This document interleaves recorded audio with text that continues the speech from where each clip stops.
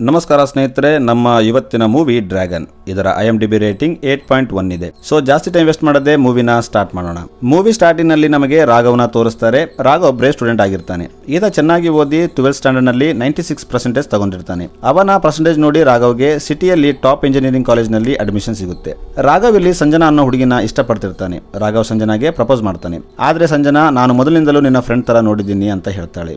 ಅದಕ್ಕೆ ರಾಘವ್, ನನ್ನಲ್ಲಿ ಏನು ಕಡಿಮೆ ಇದೆ ಹೇಳು ಅಂತ ಕೇಳ್ತಾನೆ. ಆಗ ಸಂಜನಾ, ನನಗೆ ಬ್ಯಾಡ್ ಬಾಯ್ಸ್ ಅಂದ್ರೆ ಇಷ್ಟ, ನಿನ್ನಂತ ಬೋರಿಂಗ್ ಹುಡುಗರಲ್ಲ ಅಂತ ಹೇಳ್ತಾಳೆ. ರಾಘವ್ ತನ್ನ ಫ್ರೆಂಡ್ ಮುಂದೆ ಈ ವಿಷಯ ಹೇಳ್ತಾನೆ. ಆಗ ಆತ, ಈಗಿನ ಹುಡುಗರಿಗೆ ಬ್ಯಾಡ್ ಬಾಯ್ಸ್ ಅಂದ್ರೆ ತುಂಬಾ ಇಷ್ಟ, ನಿನ್ನಂತ ಫಸ್ಟ್ ರ್ಯಾಂಕ್ ಹುಡುಗರನ್ನ ಅವರು ಇಷ್ಟಪಡಲ್ಲ ಅಂತ ಹೇಳ್ತಾನೆ. ಆಗ ರಾಘವ್, ನಾನು ಕೂಡ ಈಗಿಂದ ಬ್ಯಾಡ್ ಬಾಯ್ ಆಗ್ತೀನಿ ಅಂತ ಹೇಳ್ತಾನೆ. ರಾಘವ್ ಕಾಲೇಜ್ಗೆ ಬಂದಾಗ ತನ್ನ ಹೆಸರನ್ನ ಡ್ರ್ಯಾಗನ್ ಅಂತ ಇಟ್ಕೋತಾನೆ. ಈಗ ಡ್ರ್ಯಾಗನ್ ಕಾಲೇಜ್ನಲ್ಲಿ ದೊಡ್ಡ ರೌಡಿ ಆಗಿರ್ತಾನೆ. ರಾಘವ್ ಕಾಲೇಜ್ಗೆ ಬಂದಾಗಿನಿಂದ ಓದೋಕೆ ಸ್ಟಾರ್ಟ್ ಮಾಡಿರಲ್ಲ. ಅದಕ್ಕೆ 4 ವರ್ಷದ ಇಂಜಿನಿಯರಿಂಗ್ ನಲ್ಲಿ ಅವನಿಗೆ 47 ಬ್ಯಾಕ್ಲಾಗ್ಗಳಿರುತ್ತೆ. ಒಂದು ದಿನ ರಾಘವ್ ಕಾಲೇಜ್ನಲ್ಲಿ ಕಲ್ಚರಲ್ ಪ್ರೋಗ್ರಾಮ್ ಇರುತ್ತೆ. ಆಗ ಅವನು ಕೆಲವು ಹುಡುಗರೊಂದಿಗೆ ಫೈಟ್ ಮಾಡ್ತಿರ್ತಾನೆ. ಆಗ ಪ್ರಿನ್ಸಿಪಲ್ ಅದನ್ನ ನೋಡಿ ರಾಘವ್ನ ರಸ್ಟಿಗೇಟ್ ಮಾಡ್ತಾನೆ. ಆದ್ರೆ ಸ್ಟೂಡೆಂಟ್ ಎಲ್ಲ ರಾಘವ್ಗೆ ಸಪೋರ್ಟ್ ಮಾಡ್ತಾ ಮೊದಲು ಜಗಳ ತೆಗೆದವರು ಅವರು ಅಂತ ಹೇಳ್ತಾರೆ. ಆಗ ಪ್ರಿನ್ಸಿಪಲ್ ಒಂದು ಕಂಡೀಷನ್ ಮೇಲೆ ರಾಘವ್ನ ವಾಪಸ್ ಕರ್ಕೋತೀನಿ ಅಂತ ಹೇಳ್ತಾನೆ. ಆಮೇಲೆ ಪ್ರಿನ್ಸಿಪಲ್, ಈಗಿಂದ ಫೈಟ್ ಎಲ್ಲ ಬಂದ್ ಮಾಡಬೇಕು ಮತ್ತು 80% ಅಟೆಂಡೆನ್ಸ್ ಇರಬೇಕು, ಅದರ ಜೊತೆಗೆ ಎಲ್ಲ ಬ್ಲಾಕ್ಲಾಗ್ಗಳನ್ನ ಕ್ಲಿಯರ್ ಮಾಡ್ಕೋಬೇಕು ಅಂತ ಹೇಳ್ತಾನೆ. ಅದಕ್ಕೆ ರಾಘವ್, ನನಗೆ ಇಂಜಿನಿಯರಿಂಗ್ ಡಿಗ್ರಿ ಬೇಡ ಅಂತ ತನ್ನ ID ಕಾರ್ಡ್ನ ಒಗೆದು ಹೋಗ್ಬಿಡ್ತಾನೆ. ಇಲ್ಲಿಂದ ಸೀನ್ 2 ವರ್ಷಗಳ ನಂತರ ಶಿಫ್ಟ್ ಆಗುತ್ತೆ. ಇಲ್ಲಿ ಪ್ರಿನ್ಸಿಪಲ್ ಹೊಸದಾಗಿ ಇಂಜಿನಿಯರಿಂಗ್ ನಲ್ಲಿ ಜಾಯ್ನ್ ಆದ ಸ್ಟೂಡೆಂಟ್ಸ್ಗೆ ರಾಘವ್ ಫೋಟೋ ತೋರಿಸಿ ಸ್ಟೂಡೆಂಟ್ ಅಂದ್ರೆ ಹೇಗಿರಬಾರ್ದು ಅಂತ ಎಕ್ಸಾಂಪಲ್ ಕೊಡ್ತಿರ್ತಾನೆ. ಇದರಲ್ಲಿ ಇದ್ದ ಒಬ್ಬ ಹುಡುಗ ರಾಘವ್ ಸ್ಟೋರಿ ಕೇಳಿ ತಾನೂ ಕೂಡ ಅದೇ ರೀತಿ ಆಗ್ಬೇಕಂತ ಇನ್ಸ್ಪೈರ್ ಆಗ್ತಾನೆ. ಈಗ ಸೀನ್ ರಾಘವ್ ಕಡೆ ಶಿಫ್ಟ್ ಆಗುತ್ತೆ. ಇಲ್ಲಿ ರಾಘವ್ ರೆಡಿಯಾಗಿ ಕೆಲಸಕ್ಕೆ ಹೋಗ್ತಿರ್ತಾನೆ. ಆಗ ರಾಘವ್ ತಂದೆ ತನ್ನ ಇಂಜಿನಿಯರಿಂಗ್ ಡಿಗ್ರಿ ಕೊಟ್ಟರೆ ಇಲ್ಲಿ ಗೋಡೆ ಮೇಲೆ ಇಡ್ತೀನಿ ಅಂತ ಹೇಳ್ತಾನೆ. ಆದ್ರೆ ರಾಘವ್ ನೆಪ ಮಾಡಿ ಅಲ್ಲಿಂದ ಹೋಗ್ಬಿಡ್ತಾನೆ. ಏಕೆಂದ್ರೆ ರಾಘವ್ ಹತ್ರ ಡಿಗ್ರಿ ಇರೋದಿಲ್ಲ. ಈಗ ರಾಘವ್ ಸೀದಾ ತನ್ನ ಫ್ರೆಂಡ್ಸ್ ಇದ್ದ ಫ್ಲಾಟ್ಗೆ ಬರ್ತಾನೆ. ಆಕ್ಚುಲಿ ರಾಘವ್ ಯಾವ ಕೆಲಸ ಮಾಡ್ತಿರಲ್ಲ. ಅವನು ಕೆಲಸಕ್ಕೆ ಹೋಗ್ತೀನಿ ಅಂತ ಹೇಳಿ ಪೂರ್ತಿ ದಿನ ತನ್ನ ಫ್ರೆಂಡ್ಸ್ ರೂಮ್ ಅಲ್ಲಿ ಟೈಮ್ ವೇಸ್ಟ್ ಮಾಡ್ತಿರ್ತಾನೆ. ಇಲ್ಲಿ ರಾಘವ್ ತನ್ನ ಫ್ರೆಂಡ್ಸ್ಗೆ ಸಾಯಂಕಾಲ ಬರುವಾಗ ತಮ್ಮ ಸ್ಯಾಲರಿ ತರುವಂತೆ ಹೇಳ್ತಾನೆ. ಏಕೆಂದ್ರೆ ಅವತ್ತು ಪೇಮೆಂಟ್ ಡೇ ಇರುತ್ತೆ. ಅವನು ತನ್ನ ಮನೆಯಲ್ಲಿ ಹಣ ಕೊಡಬೇಕಾಗಿರುತ್ತೆ. ಆದ್ರೆ ಹಣ ಕೊಟ್ಟ ಮೇಲೆ ರಾಘವ್ ಬೇರೆ ಬೇರೆ ನೆಪ ಹೇಳಿ ತನ್ನ ತಂದೆಯಿಂದ ಆ ಹಣನ ವಾಪಸ್ ತಗೋತಿರ್ತಾನೆ ಮತ್ತು ಅವರ ಫ್ರೆಂಡ್ಸ್ಗೆ ವಾಪಸ್ ಕೊಟ್ಬಿಡ್ತಾನೆ.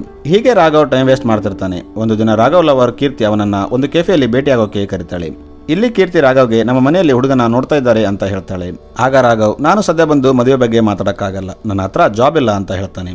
ಆಗ ಕೀರ್ತಿ, ಅದಕ್ಕೆ ನಾನು ನನ್ನ ಮನೆಯವರ ಇಷ್ಟದಂತೆ ಮದುವೆ ಆಗ್ತೀನಿ ಅಂತ ಹೇಳ್ತಾಳೆ. ಆಗ ರಾಘವ್, ನೀನು ನನ್ನ ಜೊತೆ ಹೀಗೆ ಮಾಡೋಕ್ಕಾಗಲ್ಲ, ನಾನು ನಿನ್ನ ಲವ್ ಮಾಡ್ತಿದ್ದೀನಿ ಅಂತ ಹೇಳ್ತಾನೆ.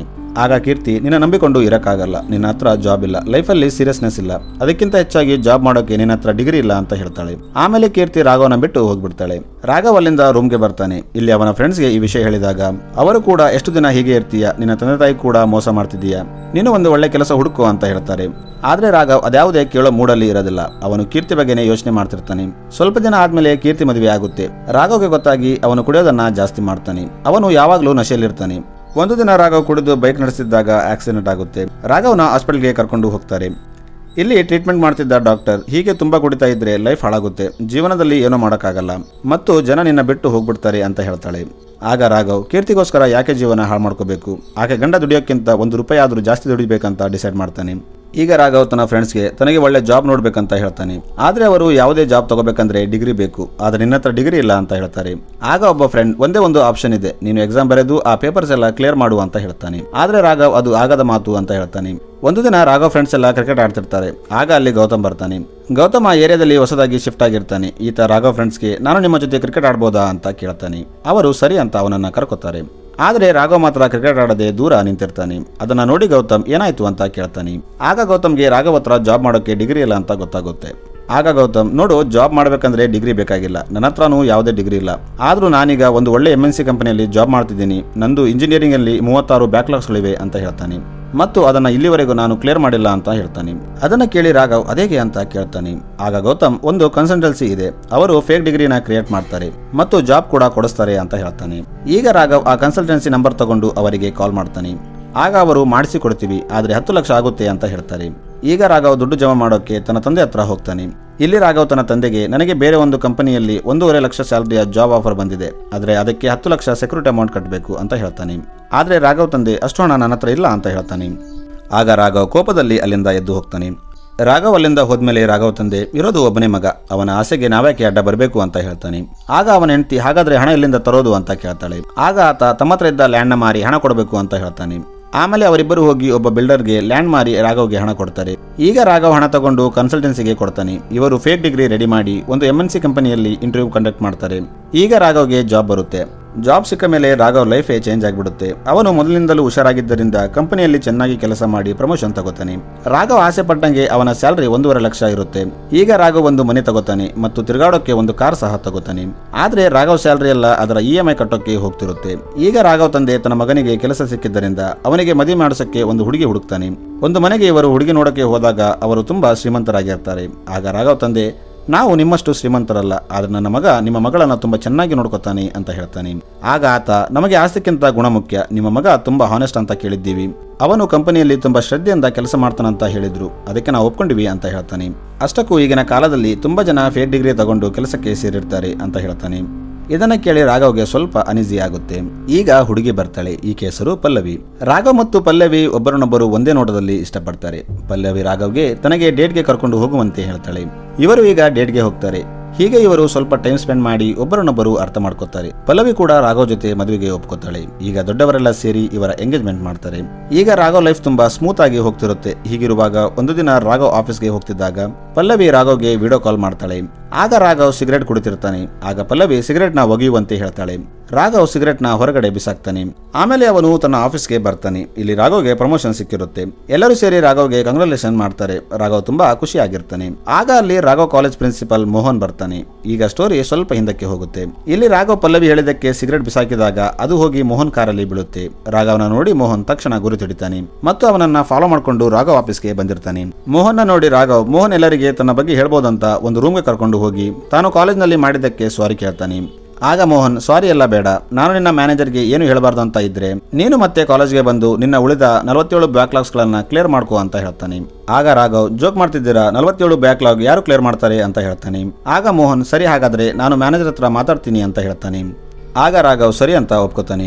ಈಗ ರಾಘವ್ ಆಫೀಸ್ನಲ್ಲಿ ಮದುವೆ ಕೆಲಸಕ್ಕೆ ನನಗೆ 3 ತಿಂಗಳ ರಜೆ ಬೇಕು ಅಂತ ಹೇಳಿ ವರ್ಕ್ ಫ್ರಮ್ ಹೋಮ್ ತಗೋತಾನೆ ಮತ್ತು ಮನೆಯಲ್ಲಿ ಪ್ರಮೋಷನ್ ಸಿಕ್ಕಿದ್ದಕ್ಕೆ ಮುಂಬೈನಲ್ಲಿ 3 ತಿಂಗಳ ಟ್ರೈನಿಂಗ್ ಇದೆ ಅಂತ ಹೇಳ್ತಾನೆ. ಈಗ ರಾಘವ್ ತನ್ನ ಕಾಲೇಜ್ಗೆ ಬರ್ತಾನೆ.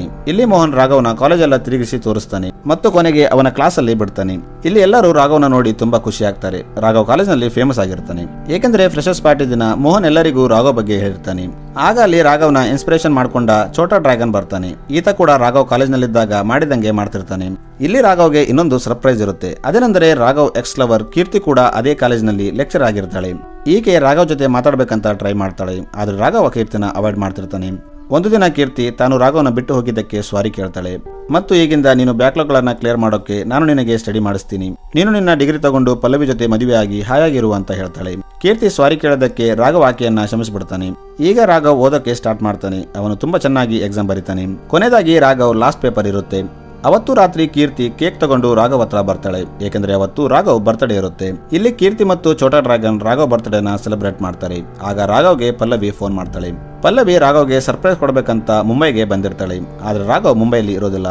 ಆಗ ಅವನು ಶಾಕ್ ಆಗಿ ಏನು ಹೇಳ್ಬೇಕಂತ ಗೊತ್ತಾಗದೆ ನಾನು ನಿನಗೆ ಸರ್ಪ್ರೈಸ್ ಕೊಡಕ್ಕೆ ಹೈದರಾಬಾದ್ಗೆ ಬಂದಿದ್ದೀನಿ ಅಂತ ಹೇಳ್ತಾನೆ. ಆಗ ಪಲ್ಲವಿ, ಹಾಗಾದ್ರೆ ನೀನು ಅಲ್ಲೇ ಇರು ಅಂತ ಹೇಳಿ ನೆಕ್ಸ್ಟ್ ಫ್ಲೈಟ್ ತಗೊಂಡು ಹೈದರಾಬಾದ್ಗೆ ಬರ್ತಾಳೆ. ಈ ಕಡೆ ರಾಘವ್ ಪಲ್ಲವಿ ಬರೋ ಮುಂಚೆ ತಾನು ಹೈದರಾಬಾದ್ಗೆ ಹೋಗ್ಬೇಕಂತ ಹೇಳ್ತಾನೆ. ಆಗ ಕೀರ್ತಿ ರಾಘವ್ಗೆ ತನ್ನ ಕಾರ್ ಕೊಡ್ತಾಳೆ. ರಾಘವ್ ಛೋಟಾ ಡ್ರ್ಯಾಗನ್ನ ಕರ್ಕೊಂಡು ಹೈದರಾಬಾದ್ಗೆ ಬರ್ತಾನೆ. ಇವರು ಪಲ್ಲವಿ ಬರೋ ಮುಂಚೆ ಏರ್ಪೋರ್ಟ್ಗೆ ಬರ್ತಾರೆ. ಇಲ್ಲಿ ಪಲ್ಲವಿ ಬರ್ತಾಳೆ. ಇವರು ಸ್ವಲ್ಪ ಹೊತ್ತು ಟೈಮ್ ಸ್ಪೆಂಡ್ ಮಾಡಿದ ಮೇಲೆ ಪಲ್ಲವಿ ವಾಪಸ್ ಹೋಗ್ತಾಳೆ. ರಾಘವ್ ಮತ್ತೆ ಕಾರ್ ಡ್ರೈವ್ ಮಾಡ್ಕೊಂಡು ಕಾಲೇಜ್ಗೆ ಬರ್ತಾನೆ. ಇಲ್ಲಿ ರಾಘವ್ಗೆ ಪೇಪರ್ ಇರುತ್ತೆ. ಅವನು ಎಕ್ಸಾಮ್ ಬರೆಯೋಕೆ ಹೋಗ್ತಾನೆ. ಆದ್ರೆ ಸರಿಯಾಗಿ ನಿದ್ದೆ ಮಾಡದೆ ಟೈರ್ಡ್ ಆಗಿರ್ತಾನೆ. ಅವನು ಎಕ್ಸಾಮ್ ಸರಿಯಾಗಿ ಬರೆಯೋಕೆ ಆಗಲ್ಲ. ಲಾಸ್ಟ್ ಪೇಪರ್ ಸರಿಯಾಗಿ ಹೋಗಿಲ್ಲ, ಫೇಲ್ ಆಗ್ತೀನಿ ಅನ್ಕೋತಾನೆ. ಆದ್ರೆ ರಿಸಲ್ಟ್ ಬಂದಾಗ ರಾಘವ್ ಪಾಸ್ ಆಗಿರ್ತಾನೆ. ಈಗ ರಾಘವ್ ಎಲ್ಲ ಟೆನ್ಷನ್ ಮುಗೀತು ಅಂತ ತನ್ನ ಮದುವೆ ಕೆಲಸದಲ್ಲಿ ತೊಡಗ್ತಾನೆ. ಇಲ್ಲಿ ರಾಘವ್ಗೆ ಛೋಟಾ ಡ್ರ್ಯಾಗನ್ ಫ್ರೆಂಡ್ ಒಬ್ಬನು ಸೂಸೈಡ್ ಮಾಡ್ಕೊಳ್ಳೋಕೆ ಟ್ರೈ ಮಾಡಿದ್ದಾನೆ ಅಂತ ಗೊತ್ತಾಗುತ್ತೆ. ಆಗ ಅವರು ಅವನನ್ನ ಮಾತಾಡ್ಸೋಕೆ ಹೋಗ್ತಾರೆ. ಆಗ ಆತ, ನನ್ನ ಲೈಫ್ ಎಲ್ಲ ಹಾಳಾಯ್ತು, ನನ್ನ ಫ್ಯಾಮಿಲಿ ಫೈನಾನ್ಷಿಯಲಿ ತುಂಬಾ ವೀಕ್ ಇದೆ, ಅದಕ್ಕಾಗಿ ನಾನು ತುಂಬಾ ಕಷ್ಟಪಟ್ಟು ಓದ್ತಿದ್ದೆ, ಆದ್ರೆ ಯಾರೋ ನನ್ನ ಪೇಪರ್ನ ಎಕ್ಸ್ಚೇಂಜ್ ಮಾಡಿದ್ದಾರೆ, ಇದರಿಂದ ನನ್ನ ಒಂದು ಪೇಪರ್ ಬ್ಯಾಕ್ ಆಗಿ ಇದರಿಂದ ನನಗೆ ಕೆಲಸ ಕೂಡ ಸಿಗೋದಿಲ್ಲ ಅಂತ ಹೇಳ್ತಾನೆ. ರಾಘವ್ ಆ ಪೇಪರ್ನ ನೋಡಿದಾಗ ಅದು ರಾಘವ್ ಬರೆದ ಪೇಪರ್ ಆಗಿರುತ್ತೆ. ಹೇಗೆಂದರೆ ರಾಘವ್ ಲಾಸ್ಟ್ ಪೇಪರ್ ಸರಿಯಾಗಿ ಬರೆದಿರಲ್ಲ. ಆಗ ಅವನು ಕನ್ಸಲ್ಟೆನ್ಸಿಗೆ ಕಾಲ್ ಮಾಡಿ ಒಂದು ಪೇಪರ್ ಮಾತ್ರ ಎಕ್ಸ್ಚೇಂಜ್ ಮಾಡಿಸುವಂತೆ ಹೇಳ್ತಾನೆ. ಆಗ ಅವರು ಆ ಪೇಪರ್ ಜೊತೆ ಎಕ್ಸ್ಚೇಂಜ್ ಮಾಡಿರ್ತಾರೆ. ಈಗ ರಾಘವ್ ಕನ್ಸಲ್ಟೆನ್ಸಿಗೆ ಕಾಲ್ ಮಾಡಿ ಮತ್ತೆ ಪೇಪರ್ನ ವಾಪಸ್ ಇಡುವಂತೆ ಹೇಳ್ತಾನೆ. ಆಗ ಅವರು, ಹಾಗೆ ಮಾಡಿದರೆ ನಿನ್ನ ಕೆಲಸ ಹೋಗುತ್ತೆ, ಮತ್ತು ನಾವು ಕೂಡ ಸಿಕ್ಕಿಬೀಳೋ ಚಾನ್ಸ್ ಇದೆ, ಮಾಡೋಕ್ಕಾಗಲ್ಲ ಅಂತ ಹೇಳ್ತಾರೆ. ಈಗ ರಾಘವ್ಗೆ ಏನು ಮಾಡ್ಬೇಕಂತ ಅರ್ಥವಾಗ್ತಿರಲ್ಲ. ರಾಘವ್ ತನ್ನ ಮದುವೆ ದಿನ ಬಂದಾಗ ಪೇಪರ್ ಫ್ರಾಡ್ ವಿಷಯ ಅವನ ಮನಸ್ಸಲ್ಲಿ ಕಾಡ್ತಿರುತ್ತೆ. ಆಗ ಅವನು ಎಲ್ಲರ ಮುಂದೆ ತನ್ನ ತಪ್ಪನ್ನ ಒಪ್ಕೋತಾನೆ. ಆಗ ಪಲ್ಲವಿ ತನ್ನ ಮದುವೆನ ರಾಘವ್ ಜೊತೆ ಕ್ಯಾನ್ಸಲ್ ಮಾಡ್ತಾಳೆ. ಫ್ರಾಡ್ ಮಾಡಿದ್ದಕ್ಕೆ ರಾಘವ್ಗೆ ಜೈಲಾಗುತ್ತೆ. ಸೀನಿಲಿಂದ ಸ್ವಲ್ಪ ದಿನಗಳ ನಂತರ ಶಿಫ್ಟ್ ಆಗುತ್ತೆ. ಪ್ರಿನ್ಸಿಪಲ್ ಮೋಹನ್ ಕಾಲೇಜ್ನಲ್ಲಿ ರಾಘವ್ ಫೋಟೋ ತೋರಿಸಿ ಅವನನ್ನ ಹೊಗಳ್ತಿರ್ತಾನೆ. ಇನ್ನೊಂದು ಕಡೆ ರಾಘವ್ ಜೈಲಿಂದ ರಿಲೀಸ್ ಆಗಿರ್ತಾನೆ. ಅವನು ಮನೆಗೆ ಬಂದಾಗ ತನ್ನ ತಂದೆ ತಾಯಿಗೆ ಸಾರಿ ಕೇಳ್ತಾನೆ. ಆಗ ಅವನ ತಂದೆ ಏನೂ ಆಗಿಲ್ಲ, ಮತ್ತೆ ನಿನ್ನ ಲೈಫ್ನ ಮೊದಲಿನಿಂದ ಸ್ಟಾರ್ಟ್ ಮಾಡು, ನಾನಿದ್ದೀನಿ ನೋಡ್ಕೋತೀನಿ ಅಂತ ಹೇಳ್ತಾನೆ. ಈಗ ರಾಘವ್ ಪಾರ್ಟ್ ಟೈಮ್ ಜಾಬ್ ಮಾಡ್ತಾ ತನ್ನ ಇಂಜಿನಿಯರಿಂಗ್ ಡಿಗ್ರಿನ ಮಾಡ್ತಿರ್ತಾನೆ. ಸೊ ಮೂವಿ ಇಲ್ಲಿಗೆ ಎಂಡ್ ಆಗುತ್ತೆ.